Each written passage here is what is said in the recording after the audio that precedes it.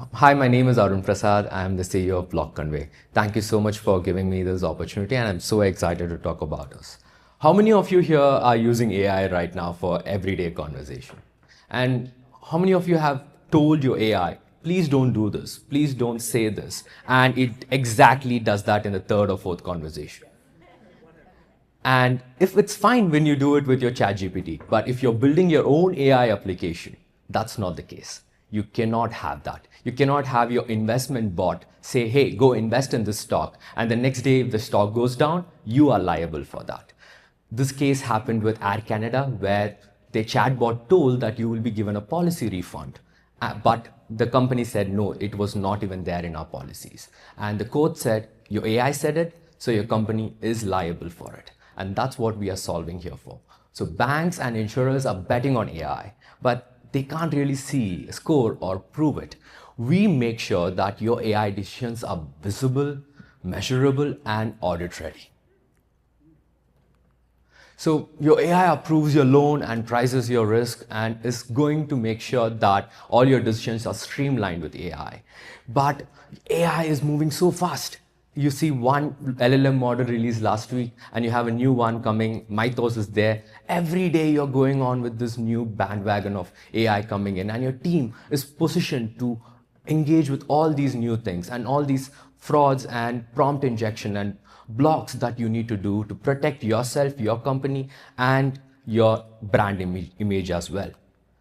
And what this cost? 80% of AI projects are not moving forward from the pilot stage. 42% of enterprises are not going ahead with it, and their AI initiatives are stopped. 12 weeks, it takes 12 weeks for you to approve a full model flow like that can be sent to an enterprise. So what block convey does? You can see it, you can protect it, and you can prove it. So we can see what happens with all your AI interactions. We have a RAG model that is designed on your knowledge base. Therefore, we know the context of what's going on, and we will be able to evaluate that. We'll be able to protect you against any PII injection. Say by mistake, someone writes their social security number, our system would be able to block that. And we would be able to make sure that any prompt injection or SQL query can be resolved with us. And what we do best is audit evidence that's automated. So we have developed our own SLM that's focused on 7 regulatory frameworks, where once we do your automated evidence collection, we create a document for that. So we offer our service under 4 tiers. One, we use our product Prism Trace as the wedge, but then we grow along with them in fixing the problems that we find. So we tell them, hey, this is where your AI goes wrong, but we go on top of that and provide a managed assurance, telling them this is how you can fine tune it. And there comes our wedge. And on top of that, we provide them with engineering that helps them to do that. So the platform is the wedge, but the services are the moat. So we land with the usage-based service product, but we expand with the outcome-based service. So we focus on the outcome of how you're able to solve a particular problem with our system. So our platform is usage-based, and then we go with managed assurance, where we make sure that all your bots, all your AI chats are verifiable and you have compliant. And then we go with remediation engineering. We deploy a forward deployed engineer to make sure that if there is a problem, how can we fix it in like less than 24 hours. So we are live, we have paying clients, and we are expanding. We have around 160K in ARR. We have a $3 million pipeline that we are working to move ahead with. We have done a lot of launches in Product Hunt. We have done more than 3 launches in Product Hunt over the last 12 months. So we are very active in the ecosystem. And many people would be like, hey, what's the competition? From my conversation with our clients, the competition is their team building this internally. And that's what we say, hey, the competition is, if you build this internally, it would cost you more than $300,000. Yes, you can get a dashboard that can say that your AI is doing this job. But if in case you wanted to know how it is responding to your users session by session, how it is able to solve a problem that your user is positioning it to it, or how you can map it to regulations, we would be able to solve it. So that's the way we position that. It's a build or buy decision, and you need to buy this. If you build it, it's up to you. and we are a team of ex-founders, and we are like my co-founder, myself. This is our second startup. My co-founder has sold his first startup for $1 million, and my CTO is an ex-ThoughtWorks, and we are a young team based in New York from NYU and Cornell. We are part of RevTech Labs, where we have wonderful advisors who are helping us grow our product forward. And our ask here is $1 million for a seed round. We have raised $350K from our angel investors. The $1 million would take us to $1 million in ARR in the next 12 months. That's it. Thank you.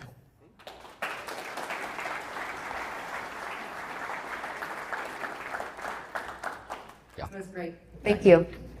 So I'm wondering, and looking at your deck and hearing that you're sharing the costs of which I can see is that could be a sales tool. Could you speak a little bit more about who your target customer is in this instance? What size business you're targeting? We're targeting Series A to Series C fintech, insurtech companies that are building AI and selling it to carriers and selling them to like platforms that need AI. So carriers don't build, they are not going to build a complete AI workflow. They're going to buy it from different vendors, and we are trying to sell it to the vendors. That's the target.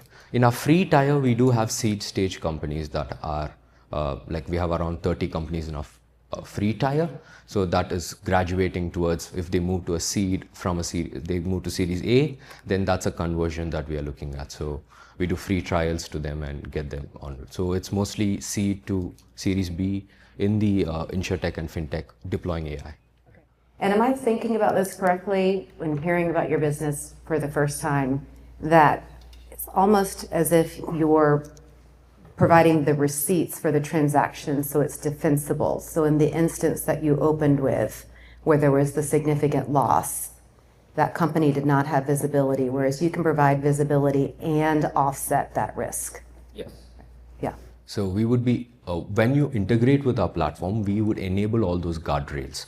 We would also have all those alerting systems. What most of the regulations want is, do you know that something risky would happen, and have you done prevention to make sure that something terrible is going to happen? And that when you integrate our platform, you're already taking a checkbox on that. Okay. And so if you're able to qualify or quantify that amount, that may be even greater than the amount of building this product, and could be a significant sales tool to say, hey, this is why businesses are going to want it, because this is the type of loss that we mitigate. And that seems to be something where if we can then put that across the type of businesses that you're selling this into, now I can see where that scales. Yeah. So it's more like fines that would be posted on you if you don't do that, and then saying against those fines if we would be able to.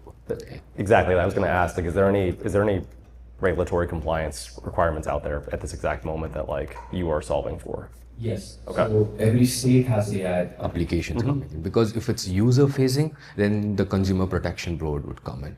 So they would make sure that anything that your AI says is liable with your company, or you need to write a disclaimer saying that AI makes mistakes, so don't worry about it. So things like that are something we look into. So there are regulations, and it varies on the extent at which you're doing. For example, the EU is very famous with the EU AI Act, and they charge up to like 10% of your global revenue as a fine.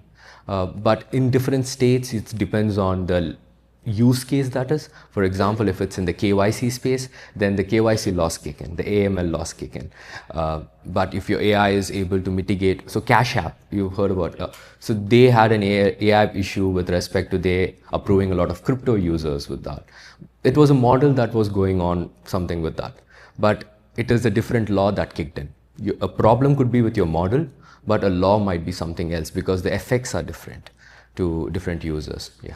I would definitely encourage you to hit on the European regulations right now. That's really popular in this space. Everybody's kind of aware of them, and so they actually just levied one of the first like big fines on one of them. I mean, they take years, right? So we all get super scared, and then nobody gets actually fined for 3 or 4 years, and so it builds up all this kind of go-to-market pipeline. Everybody gets really scared, and then all of a sudden they're like, I'll deal with it when it's actually painful for me. But now, like, it's actually happening, and so be able to call that out is really big in this space right now. By the way, you did a great job, especially getting started, getting our attention. I was immediately interested. I thought the design of the slides was very good. I thought it was big, right, easy to kind of see, and so very clean. But I thought the story was great, very, very timely right now. So you would get the next meeting, right? Which is the whole point, right? Like you're not having to get into all the details. Obviously, we're asking you some questions now that we would get into in the next call. But that was very good. Raise your hand if you're good to follow the statement. Yeah? Yes. Oh, you did great.